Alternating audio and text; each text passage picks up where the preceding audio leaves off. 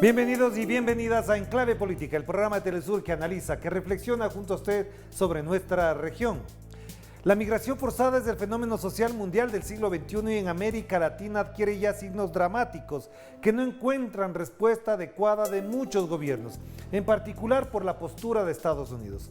En estas últimas semanas vemos de nuevo caravanas de guatemaltecos y hondureños intentando arribar a Estados Unidos, pero sobre todo atravesando por México. Son miles de familias que por encima del miedo a la pandemia quieren salir de la pobreza y del hambre en esos países centroamericanos. Y ahora más dramático es el tema porque ante la implementación de controles militares en las fronteras optan por vías alternativas con el riesgo de sus vidas, de enfermedades con sus hijos y mujeres, pero también con la acción de las mafias del tráfico de personas. Y de esto queremos conversar con la abogada de migración y directora ejecutiva de Unidos por la Justicia Social, Liana Montesinos, a quien le damos la más cordial bienvenida. ¿Qué tal, Liana? Qué gusto tenerla por acá. Muchas gracias, Orlando. Muy honrada de estar aquí con ustedes. De entrada le preguntaría, ¿cuál es el diagnóstico que hacemos de esta situación ya dramática que se repite año tras año, pero que unida a la pandemia adquiere ya signos de incluso de dramatismo extremo por las circunstancias que atraviesan los centroamericanos? Es una situación muy crítica, una crisis humanitaria que ha sido reconocida por la Organización de Derechos Humanos y muchas naciones, incluyendo a los Estados Unidos. Lamentablemente, hay muchas personas, incluyendo a nuestros hermanos y hermanas de Centroamérica, que están huyendo no solo de la pobreza y del hambre, sino también de la violencia de género, de la violencia de grupos organizados y de gobiernos corruptos.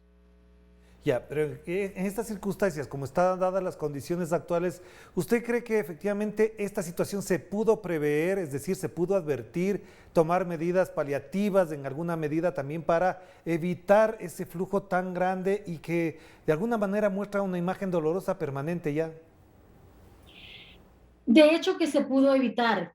Podemos dividirlo entre disectar esta situación por país, ¿cierto? Y se puede comenzar esto desde casa, pero de la parte de Estados Unidos creó un programa que se llama MPP, Migrant Protection Protocols, y este programa, mejor conocido como Quedarse en México, forzó a miles de personas, más de 75,000 personas que se quedaran en México esperando que sus casos de asilo.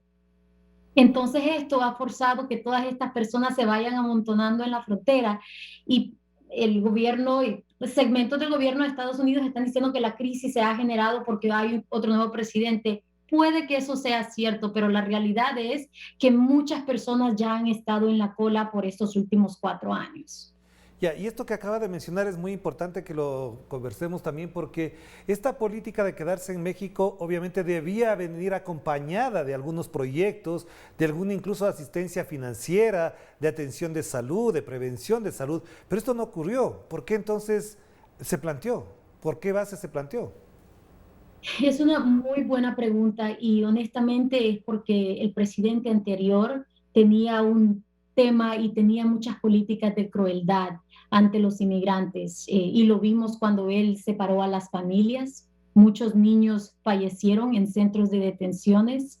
Él también hizo una política de cero tolerancia donde estaba criminalizando a las personas por el simple hecho de pedir protección a los Estados Unidos. Ojo, que esto es legal, esto se llama asilo, las personas tienen un derecho internacional y nacional entre las leyes de Estados Unidos de pedir protección si es que temen persecución. Y muchas de estas personas, se lo digo yo porque yo he estado en la frontera en varias ocasiones, eso es exactamente lo que ellos estaban pidiendo. Pero en vez de eso, los pusieron en las ciudades más peligrosas de México, donde estaban vulnerables a los carteles que reinan y dominan allí, sin comida, sin escuela para sus hijitos, sin hogar y en las calles más peligrosas. Honestamente fue una situación muy vulnerable, especialmente porque la mayoría de estas personas están sufriendo situaciones mentales no tratadas.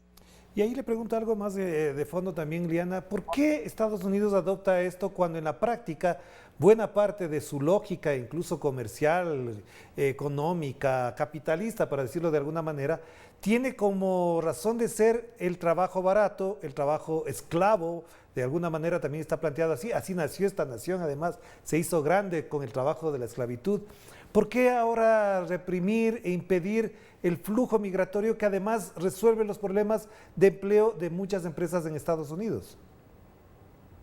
Orlando, la respuesta es muy compleja, pero llegando al grano, era para evitar la migración de personas de piel oscura o de piel morena, prácticamente los latinos, porque los impedimentos que se hicieron, que se pusieron en marcha, solo se puso en marcha en la parte sur de la frontera. Canadá no tenía esas restricciones.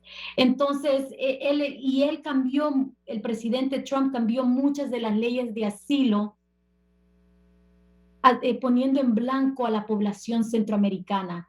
Eso lo hizo cambiando ciertos casos de asilo. ¿Y qué fue lo que hizo? Él dijo, las personas que están huyendo por violencia doméstica o violencia de maras o cualquier otra entidad que no sea el gobierno, no ameritan asilo. Se lo estoy simplificando, pero eso es prácticamente lo que él dijo. ¿Y quiénes son estas personas que están huyendo de violencia doméstica? Que son muchas en el mundo, no solo los centroamericanos, pero ¿quiénes son las personas que están huyendo de las pandillas? Son las personas del Triángulo Norte. Entonces él estaba limitando intencionalmente la migración de parte de ciertos países latinoamericanos. ¿Por qué con ellos en particular? La pregunta evidentemente es más compleja y la respuesta obviamente podría ser más extensa, pero ¿por qué particularmente con ellos? ¿Cuál es el grado de peligro, de amenaza que constituyen los latinoamericanos, los centroamericanos para Estados Unidos? No hay un peligro de amenaza. El presidente Trump lo hizo como manera de crueldad y para evitar la migración. Él es una persona que fomentó su retórica racista. Entonces, no tenemos que ver más al fondo de cuáles fueron las intenciones de él y cómo él dijo, generalizó a grupos de migrantes diciendo de que estos grupos eran criminales y que las personas que venían a Estados Unidos no eran más que eso y que eran personas que abusaban de otros sexualmente. Sabemos de que esto no es correcto y sabemos de que él estaba erróneo, pero él fomentó e implementó estas pólizas según un pensamiento racista. Ahora, más allá de esto, Estados Unidos ha estado involucrado en las políticas centroamericanas desde hace décadas. Esto no es un problema que surgió hace 4 años. Esto ha sido algo de que ha estado arrastrando con nosotros por décadas y Estados Unidos no se sorprende y no debería de sorprenderse sobre esto porque ellos fueron en realidad causa de muchos de estos problemas políticos. Claro, y efectivamente ese tema lo quería tocar para cerrar este primer bloque, Eliana, y agradecerle por la participación en este espacio. El problema político central de Estados Unidos es la mirada racista, xenófoba, o el problema político es su economía que ya no soporta lo que ha justificado Donald Trump, el que unos ciudadanos de otra piel, de otro país, puedan robarle, como él ha dicho, el puesto de trabajo a los estadounidenses blancos. Eso ha sido científicamente y fundamentalmente detruncado. Eso no es verdadero. Científicamente y la evidencia objetiva muestra que los inmigrantes colaboran trillones, incluso los indocumentados que pagan impuestos, colaboran trillones a la economía de Estados Unidos. Ya, sobre esa misma cosa, antes de cerrar esta primera parte, una pregunta más. Si esta es la situación concreta, ¿hasta dónde las organizaciones de orden internacional, como usted mencionó al principio, la ONU, la Comisión de Derechos Humanos, pueden incidir en un país que se parece que es todopoderoso y que lo que diga las Naciones Unidas, a pesar de la sede estar en Estados Unidos, no le importa, no dice nada? Lamentablemente hay muchísima política involucrada acá, más allá de lo que una sirvienta, una abogada de inmigración pueda influenciar, pero hay mucha influencia política, obviamente. Estados Unidos es el fundador principal de la ONU y también Estados Unidos tiene ciertos intereses capitalistas. Ser humanitario y no tratar a las personas con crueldad ha sido un cambio en la política que vemos ahorita con Biden, pero vamos a ver si en realidad las acciones hablan por sí mismas.